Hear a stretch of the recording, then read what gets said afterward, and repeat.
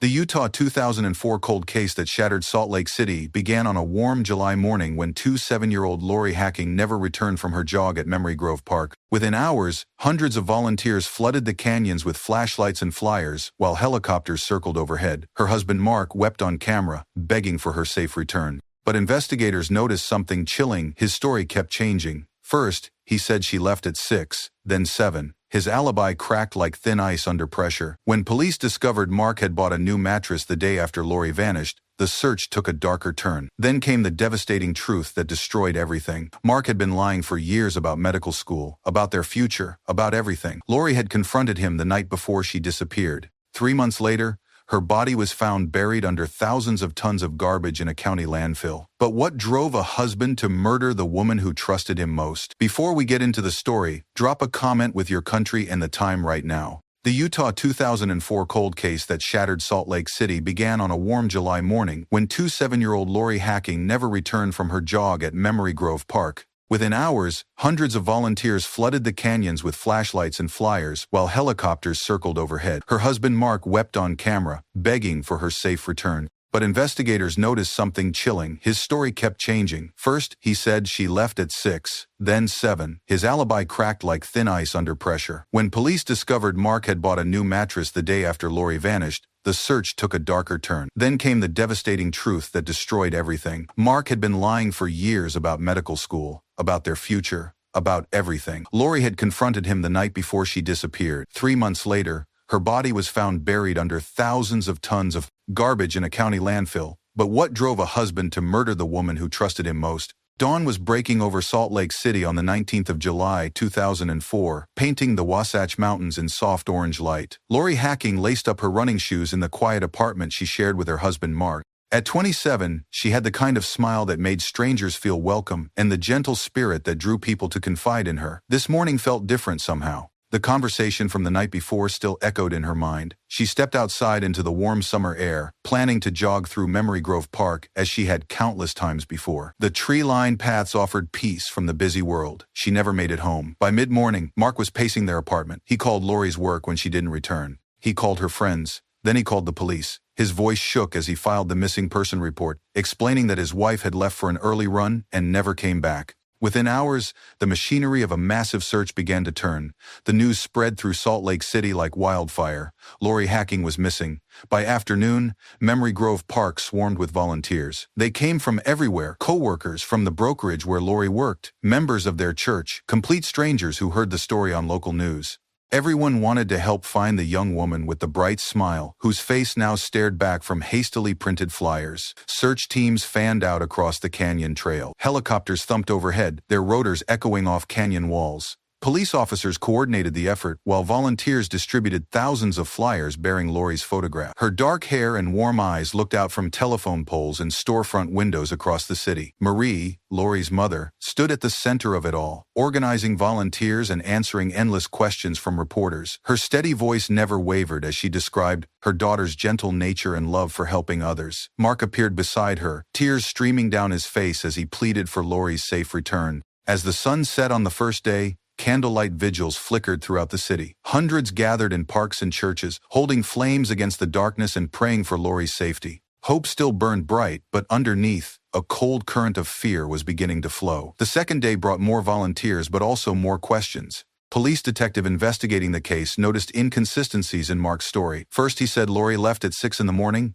Then he changed it to 7. When pressed for details about their conversation before she left, his answers seemed rehearsed, like lines from a script he'd memorized. Lorie's friends and co-workers were interviewed one by one. They spoke of her excitement about Mark's acceptance to medical school, their plans to move to North Carolina, her dreams of supporting him through his studies. But when investigators dug deeper, cracks began to show. A close friend mentioned something troubling. Just days before Lorie disappeared, she had seemed upset, distracted. She'd asked questions about verifying college transcripts and medical school acceptances. The friend thought it was just pre-move anxiety, but now it felt more significant. Police began to focus on the hours before Lorie vanished. What had happened in that apartment? What had they talked about? Mark's demeanor grew more defensive with each question. His tears seemed to come and go with suspicious timing. Meanwhile, search teams continued combing every trail, every creek, every possible hiding place in the vast wilderness surrounding Salt Lake City. The community refused to give up hope, even as shadows of doubt began to gather around the husband who wept so publicly for his missing wife. On July 22, investigators made a discovery that changed everything.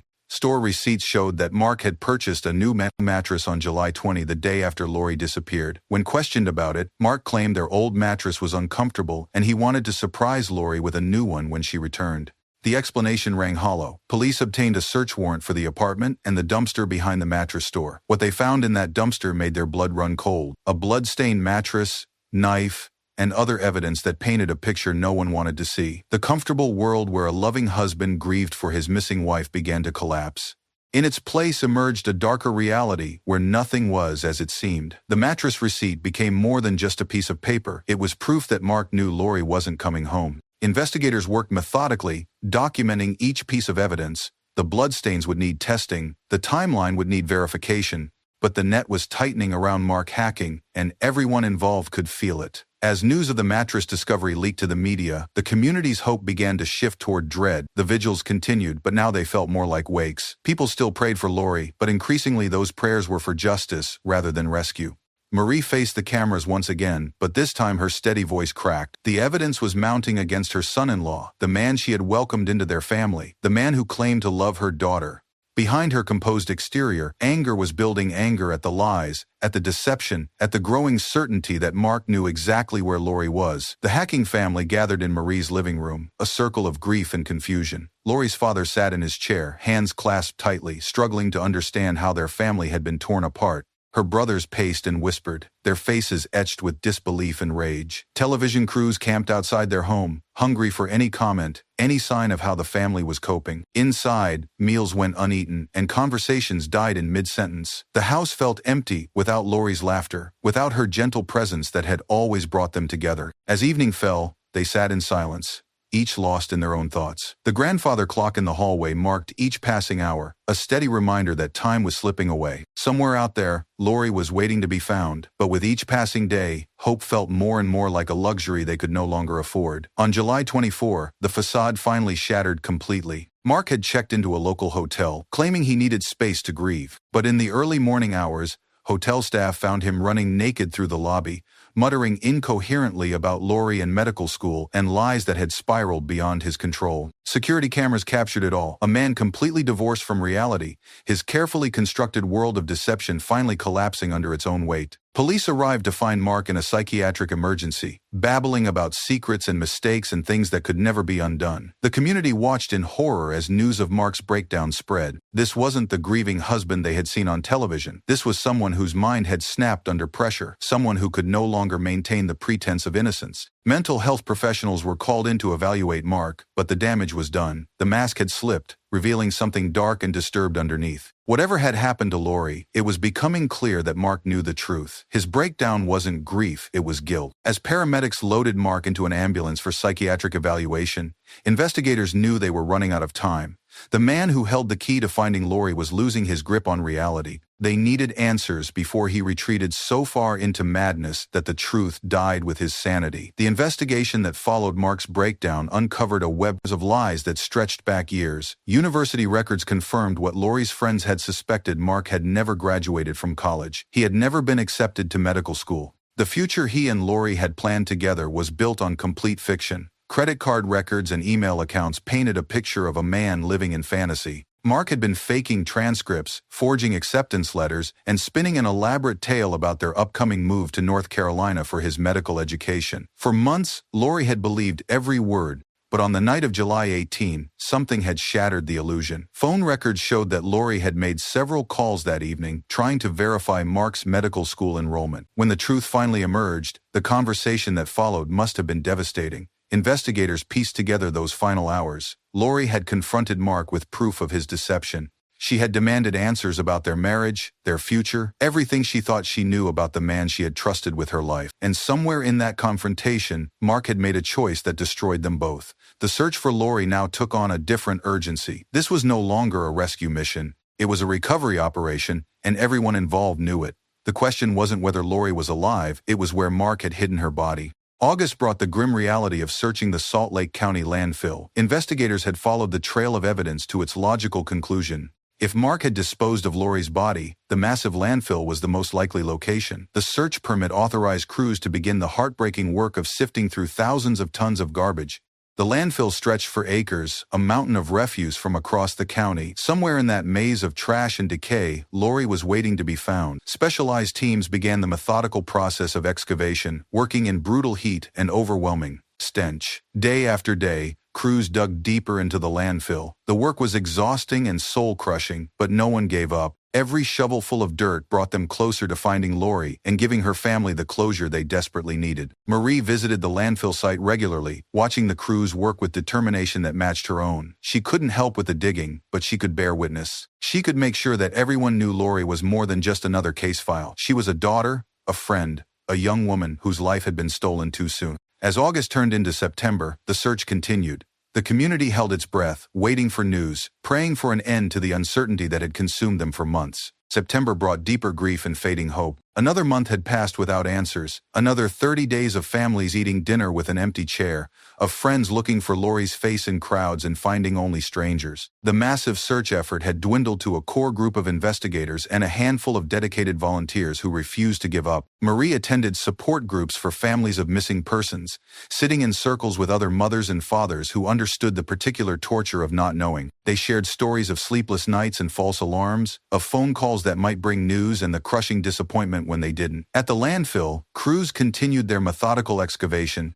The work had taken on an almost archaeological precision, carefully documenting each layer, each section, each possible clue. The investigators assigned to the case carried the weight of the search on their shoulders, knowing that every day without answers was another day of agony for Lorie's family. In quiet moments, when the cameras were gone and the volunteers had returned to their own lives, one detective made a promise to Lorie's photograph tucked inside his case file. "We will find you," he whispered. "We won't stop until we bring you home."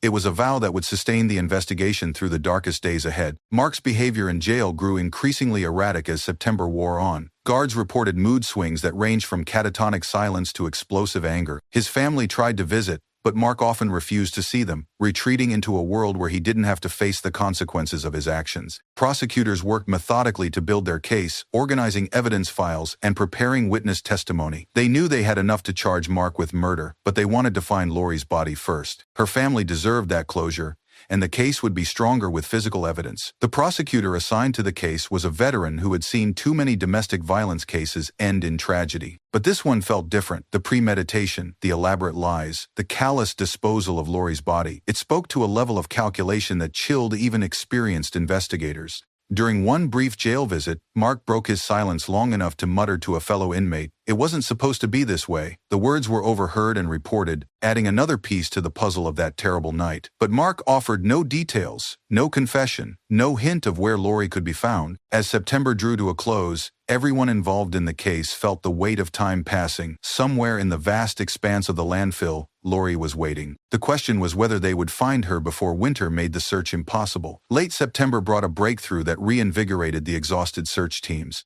Specialized ground-penetrating radar equipment had identified an anomaly in one section of the landfill, a disturbance in the layers of refuse that suggested something had been buried there around the time of Lorie's disappearance. The discovery sent a surge of hope and dread through everyone involved. Hope that Lorie would finally be found. Dread at what that would mean for any remaining chance she might still be alive. The equipment was brought in quietly, without media fanfare, to avoid raising false hopes in the community. Search crews began a more focused excavation of the targeted area. The work required delicate precision. They couldn't risk damaging any evidence, but they also couldn't afford to move so slowly that winter weather shut down the operation. Investigators maintained a careful silence about the new development, but word began to leak through the tight-knit law enforcement community. Something was happening at the landfill. Something that might finally bring answers to the question that had haunted Salt Lake City for more than 2 months.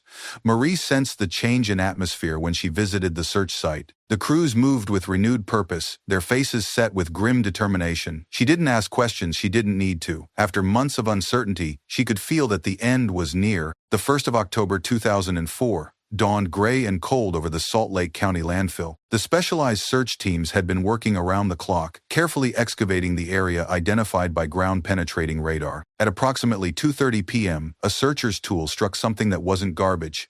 The discovery sent shockwaves through the command center. After months of searching, they had found human remains buried deep in the landfill. The excavation stopped immediately while investigators and coroners carefully documented the scene. Within hours, dental records confirmed what everyone had feared and hoped for in equal measure. The remains were those of Lorie K. Hacking. After 74 days of searching, she was finally coming home. The notification of Lorie's family was handled with the utmost care and privacy. Marie collapsed into her husband's arms when the detective delivered the news, her steady composure finally cracking under the weight of devastating confirmation. Their daughter was dead. Their worst fears had been realized, but with the grief came a sense of relief that surprised even them. The uncertainty was over. The questions that had tormented them for months finally had answers.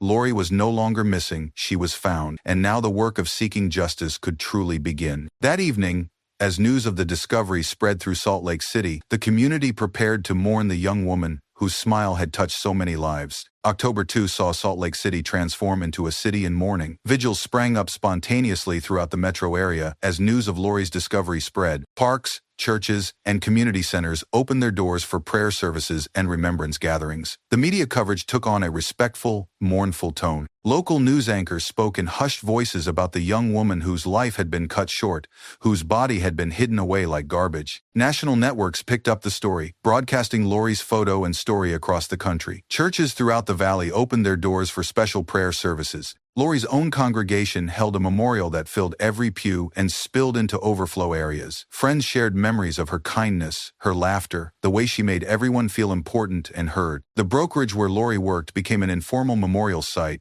with flowers and cards piling up outside the building. Co-workers remembered her professionalism, her willingness to help train new employees, the homemade cookies she brought to office parties. As evening fell, the family held a press conference. Marie stood at the podium, flanked by Lorie's father and brothers, her voice strong despite the tears streaming down her face. "We want to thank everyone who searched for Lorie," she said. "She's home now, and now we need justice." October 5 brought the moment the community had been waiting for. Prosecutors announced their intention to charge Mark Hacking with first-degree murder in the death of his wife. The charges carried the possibility of life in prison without parole, sending a clear message about the severity of his crimes. The announcement drew a mixed response from the community. Many felt vindicated, their suspicions about Mark had been correct. Others struggled with the reality that a husband could murder his wife and dispose of her body with such callous calculation. Mark's own family released a statement expressing their grief for Lorie and their shock at the charges against their son and brother. They had watched their family name become synonymous with deception and murder, struggling to reconcile the man in jail with the son they thought they knew. Legal experts weighed in on the case, discussing the strength of the evidence and the likelihood of conviction.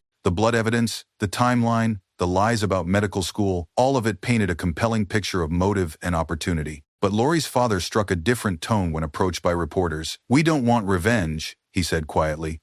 "We want truth. We want justice for Lorie. That's all we've ever wanted." His words captured the family's dignity in the face of unimaginable loss, their commitment to honoring their daughter's memory through the legal process. Winter 2004 blanketed Salt Lake City in snow as prosecutors and defense attorneys prepared for what promised to be one of the most closely watched trials in the city's history. The case files grew thick with evidence, witness statements, and expert testimony about the forensic evidence found at the landfill. Defense attorneys faced an almost impossible task. The evidence against Mark was overwhelming, and his client's mental state had deteriorated significantly since his arrest. They focused on psychiatric evaluations and the possibility of an insanity defense, but even they seemed to understand the uphill battle they faced. Prosecutors worked methodically to organize their case, wanting to present a clear narrative of deception, confrontation, and murder. They interviewed dozens of witnesses, from Lorie's friends and co-workers to the store clerk who sold Mark the mattress. The winter months dragged on, with pretrial motions and legal maneuvering. Mark remained in custody, his mental state monitored by court-appointed psychiatrists.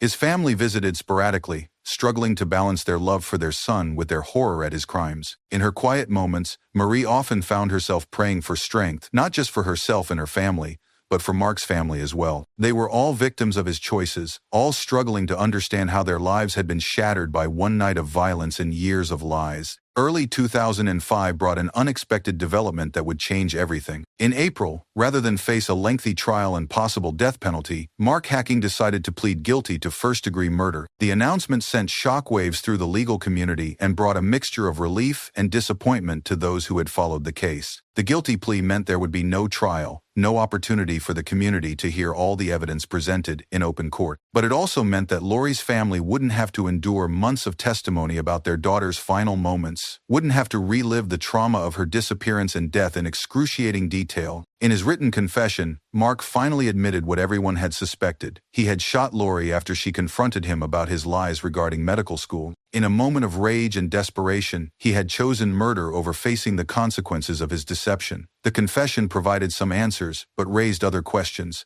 How long had Mark been planning this? Was it truly a crime of passion, or had he been considering violence against Lorie for weeks or months? Some details would never be known, secrets that died with Lorie and lived on in Mark's troubled mind. For the family, the guilty plea brought a sense of closure they hadn't expected. They wouldn't have to endure a trial, but they would finally see justice served. April 2005 brought the day of reckoning. The courthouse was surrounded by media and community members as Mark Hacking faced sentencing for the murder of his wife. The judge's chambers felt heavy with the weight of justice as the defendant stood to hear his fate. Mark's appearance shocked those who remembered the charming, confident man who had once deceived so many people. He was thinner, his hair unkempt, his eyes hollow and distant. The lies that had once made him seem larger than life had collapsed, leaving behind a broken shell of a man. The judge sentenced Mark Hacking to 6 years to life in prison, the maximum allowed under Utah law for his plea agreement. The sentence meant he would be eligible for parole in 6 years, but given the nature of his crime, few expected he would ever be released. Lorie's family sat in the front row, holding hands as the sentence was read. There was no joy in the moment, only a grim satisfaction that justice had been served. Their daughter's killer would spend the rest of his life behind bars, but no amount of prison time could bring Lorie back. As they walked out of the courthouse into the bright April sunlight, Marie felt the weight of the past 9 months begin to lift slightly. The legal process was over. Now they could begin the long journey of learning to live without Lorie. The aftermath of Mark's sentencing brought a flood of media coverage as reporters tried to make sense of the case that had captivated Salt Lake City for nearly a year. Documentary filmmakers and true crime writers began reaching out to the family, wanting to tell Lorie's story to a national audience. Friends gathered at the family home to share memories of Lorie, stories that painted a picture of a young woman whose life had been about much more than her tragic death. They remembered her volunteer work at local charities, her dedication to her job, the way she lit up a room with her presence. Co-workers at the brokerage established a scholarship fund in Lorie's name, designed to help young women pursue careers in finance. It was a fitting tribute to someone who had worked so hard to build a career and support her family's dreams. The broader community struggled to process the case and its implications. How could someone live such elaborate lies for so long? How could a marriage that seemed happy from the outside hide such dark secrets? The questions haunted many people, making them look more carefully at their own relationships and assumptions. Local domestic violence organizations saw an increase in calls and visits from women who had been shaken by Lorie's story. Her death became a catalyst for important conversations about deception, control, and the warning signs of dangerous relationships. Summer 2005 brought memorial dedications throughout Salt Lake City as the community found ways to honor Lorie's memory. Memory Grove Park, where she had planned to jog on that final morning, dedicated a bench to her memory. The simple bronze plaque read, "In loving memory of Lorie K. Hacking, her gentle spirit lives on." Churches and community centers hosted memorial services where friends and strangers alike shared stories about Lorie's impact on their lives. A recurring theme emerged from these gatherings: Lorie's gift for making people feel valued and heard, her ability to brighten even difficult days with her smile and kindness. The brokerage where Lorie worked commissioned a garden in her honor, planted with her favorite flowers and maintained by volunteers who had known and loved her. It became a place of quiet reflection for those who needed to remember her life rather than her death. Her former co-workers established an annual tradition of volunteering at local women's shelters in Lorie's honor, carrying on her spirit of service to others. They organized clothing drives, meal preparation, and mentoring programs that helped other women in crisis situations. As the summer progressed, these memorials became less about grief and more about celebration of a life that had touched so many people in such a short time. Lorie's family found comfort in seeing how their daughter's memory was inspiring others to acts of kindness and service. 2006 marked the first anniversary of Lorie's death, a milestone that brought both sorrow and reflection to her family and the broader community. The media coverage was more subdued this time, focusing on healing and remembrance rather than the sensational details of the crime. Marie and her family decided to mark the anniversary privately, gathering at Lorie's grave for a quiet ceremony of remembrance. They brought her favorite flowers and shared memories of happier times when their biggest worry was whether Lorie would find the right apartment in North Carolina for medical school. The family had learned to navigate daily life without Lorie, but the anniversary brought back the acute pain of those first days after her disappearance. They attended grief counseling together, supporting each other through the waves of sadness that still came without warning. Letters and cards arrived from across the country on the anniversary, from people who had followed Lorie's story and wanted the family to know they hadn't forgotten. Many shared their own stories of loss and healing, creating a community of grief that transcended geography. One letter particularly moved the family. It came from a young woman who had left an abusive relationship after hearing about Lorie's case. "Her story gave me the courage to save my own life," she wrote. "I hope that brings you some comfort." It did, more than she could have known. Years later, Lorie's case became a cornerstone of domestic violence awareness campaigns throughout Utah and beyond. Advocates used her story to illustrate how abuse can hide behind a facade of normalcy, how deception and control can escalate to lethal violence. High schools invited speakers to discuss the warning signs of unhealthy relationships, using Lorie's case as an example of how seemingly small lies can mask deeper problems. Students learned about the importance of trust, honest communication, and recognizing red flags in relationships. Law enforcement agencies studied the case as well, examining how investigators had handled the massive search effort and the complex forensic challenges of recovering evidence from the landfill. The case became a training example for missing person investigations and domestic violence cases. Lorie's story was featured in true crime documentaries and podcast series, always with her family's permission and input. They wanted to make sure her life was represented accurately, that she was remembered as more than just a victim. The legislative impact was significant as well. Utah lawmakers passed stronger domestic violence prevention laws and increased funding for victim services. Lorie's name was associated with these efforts, ensuring that her death would contribute to protecting other women from similar fates. Her family took comfort in knowing that Lorie's story was making a difference, that her death had not been in vain if it could prevent other families from experiencing similar tragedies. Mark's life in prison unfolded in stark contrast to the elaborate fantasies he had once constructed. The Utah State Prison System housed him in a medium-security facility where he faced the reality of spending the rest of his life paying for his crimes. Letters from family members went largely unanswered. Mark seemed to have retreated into himself, unable or unwilling to maintain relationships with those who had once loved him. Prison records showed he participated minimally in rehabilitation programs and kept mostly to himself. His parents aged visibly in the years following his conviction, carrying the dual burden of grief for Lorie and shame for their son's actions. They struggled with their own guilt, wondering if they had missed warning signs, if they could have somehow prevented the tragedy. Mark's brothers found it difficult to maintain any relationship with him. Phone calls were awkward and infrequent. Visits became increasingly rare, as it became clear that Mark had little interest in reconciliation or redemption. The prison chaplain noted that Mark showed little interest in religious services or counseling. He seemed to exist in a kind of emotional numbness, going through the motions of prison life without engagement or hope. For those who had known him before, this version of Mark was almost unrecognizable, a hollow reminder of how completely lies and violence could destroy not just victims, but perpetrators as well. The family's healing journey took many forms over the years that followed. Marie threw herself into community service, volunteering with organizations that supported families of crime victims. She found purpose in helping others navigate the legal system and cope with their grief. Lorie's father took a different path, finding solace in faith and quiet reflection. He attended sunrise services at their church, often stopping by Lorie's grave afterward to share the peace he found in those quiet morning moments. Her brothers struggled with anger and survivor's guilt, working through their emotions with the help of counselors and support groups. They found healing in physical activities, hiking the mountain trails Lorie had loved, participating in charity runs in her memory. The family established traditions that kept Lorie's memory alive in positive ways. They hosted annual scholarship awards in her name, recognizing young women who demonstrated her qualities of kindness and service to others. As years passed, the acute pain of grief softened into a gentle sadness, mixed with gratitude for the time they had shared with Lorie. They could speak of her without tears, sharing funny stories and warm memories that celebrated her life rather than mourning her death. The sunrise service at Lorie's grave became a monthly ritual, a time for the family to gather and remember not just their loss, but their love for each other and their commitment to honoring Lorie's memory through lives of service and compassion. Years later, as Salt Lake City continued to grow and change, Lorie's memory remained woven into the fabric of the community. The memorial bench in Memory Grove Park became a quiet pilgrimage site for those dealing with their own losses, a place where strangers found comfort in remembering a young woman whose gentle spirit had touched so many lives. The tree planted in her honor grew tall and strong, its branches offering shade to visitors who came to remember and reflect.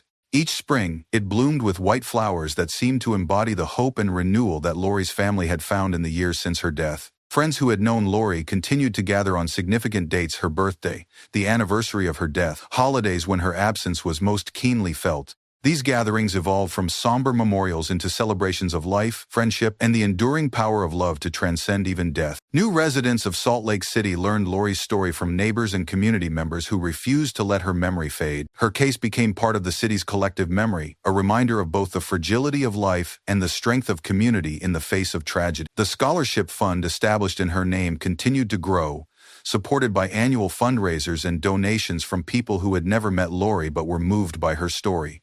Each year, young women received awards that would help them build the kind of independent, purposeful lives that Lorie had valued.